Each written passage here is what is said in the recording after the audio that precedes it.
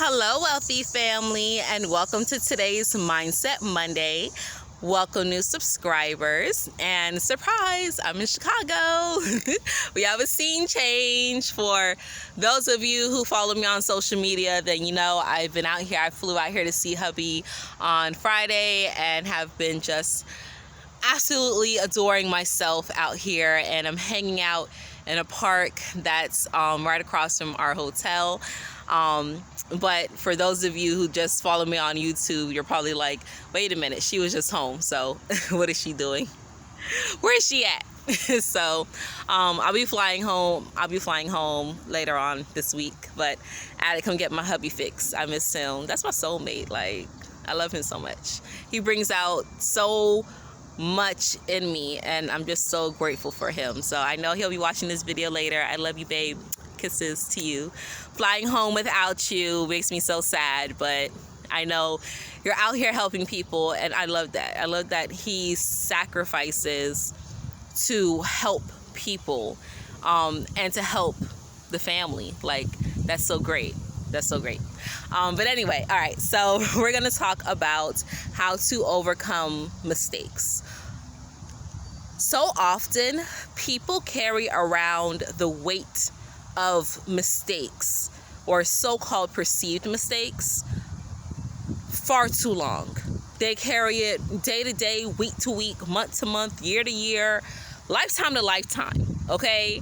And it's time to mentally absolve yourself of this so you can allow yourself to feel empowered again. Too often than not, we look at things black and white. We don't allow ourselves to have a broader, wider perception of things. And that's not the way we are built. We are multidimensional beings, able to perceive many different things and able to change our reality like that if we so choose. But you have to choose it. You have to allow it. And if you are beating yourself, berating yourself, talking down on yourself, being disparaging to yourself, beating yourself up over and over and over again over this little things, right? Because it doesn't matter what the mistake is. Seriously, I don't care what you think the mistake is. I don't care how big you think it is. I don't care how small you think it is. Because again, everybody's perception is different, right? Somebody may feel that taking someone's life is a small thing. Some people may think that it's the worst thing in the world. Some people may feel that lying is a small thing. Some people may feel it's the worst thing in the world, right? It's all dependent on your perception. But regardless of what the situation is, regardless of what it is that you've gone through that you feel is now a mistake, you do not deserve to keep living it over and over and over again. You do not deserve to keep putting yourself through those emotions and feelings of plague to your own detriment. You deserve to release those things and recall and reclaim your power back to you, okay?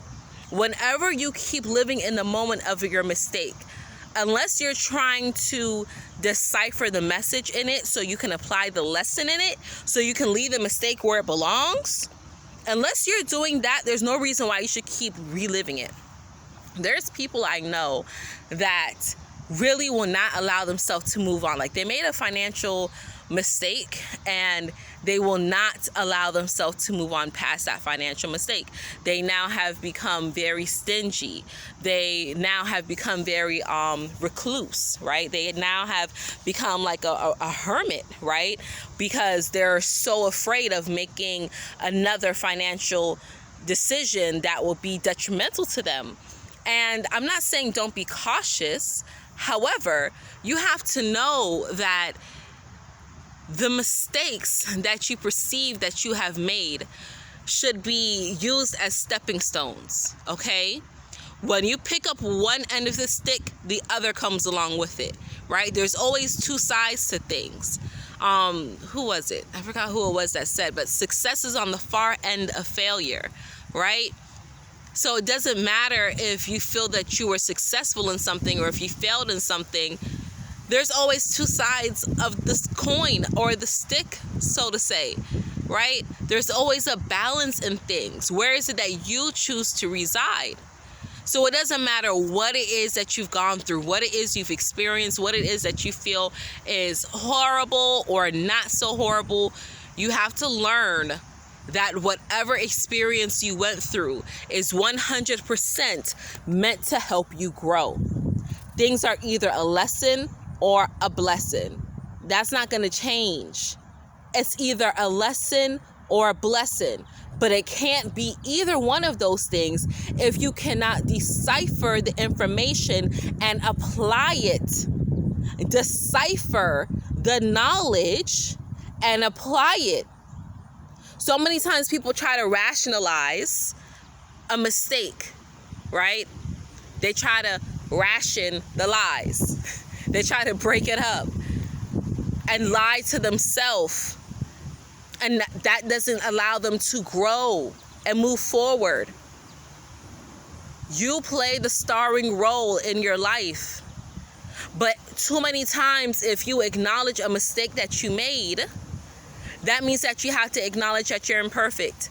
That means you have to acknowledge that you do some things that are not, on the up and up all the time. That means you have to take responsibility for things. And not everybody is ready to take responsibility. But again, let's look at the word of responsibility. Response-able. How are you responding?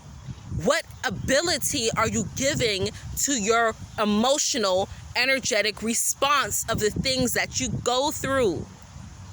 We have got to start taking responsibility to our own actions.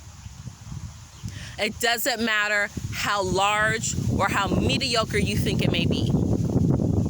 It is all important for you.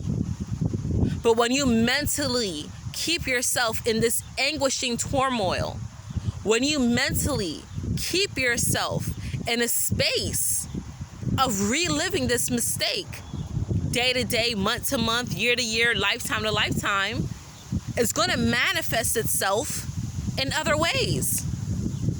Like I said, I know people who made and I wouldn't even consider it a mistake because it's not like they lost everything. But because they made these small financial things that was not, 100% up to their favor, they now became hermits. They don't want to do anything. They don't want to go anywhere. They save everything. They don't enjoy life. They're so close-fisted, they can never receive anything because they're close-fisted. And it's not up to me to help them grow out of it. I can just say what I can say, encourage them the way that I can, show them, hey, it's okay, and hope that one day they will allow themselves to move past the mistake. That they can take the knowledge that they gathered from that experience and change the way that they respond to that situation. You got to change the way on how you respond to things and quit having knee-jerk doggone reactions. It doesn't help. It doesn't help. Allow yourself to mentally move forward, move on. And anyone that tries to keep you in that energy of this so-called mistake, I don't care how many mistakes they say that you've made, you can change if you so choose. And if people will not support you in that change and help you in that, then fuck them. Let them be where they at. And I mean that with all the peace, love, respect, and disrespect I hold in my heart. You don't need them. You cannot grow.